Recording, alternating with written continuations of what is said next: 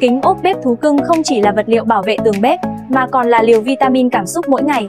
Những hình ảnh đáng yêu, sống động mang lại cảm giác ấm áp, giúp không gian bếp trở nên gần gũi và đầy sức sống hơn bao giờ hết. Không dừng lại ở vẻ đẹp, sản phẩm còn ghi điểm với bề mặt sáng bóng, chống bám bẩn, dễ lau chùi và độ bền vượt trội, giúp bạn tiết kiệm thời gian mà vẫn giữ được căn bếp luôn sạch sẽ, tinh tươm. Đây chính là cách đơn giản nhưng tinh tế để biến căn bếp thành nơi truyền cảm hứng, nơi mỗi bữa ăn không chỉ ngon miệng mà còn trọn vẹn cảm xúc.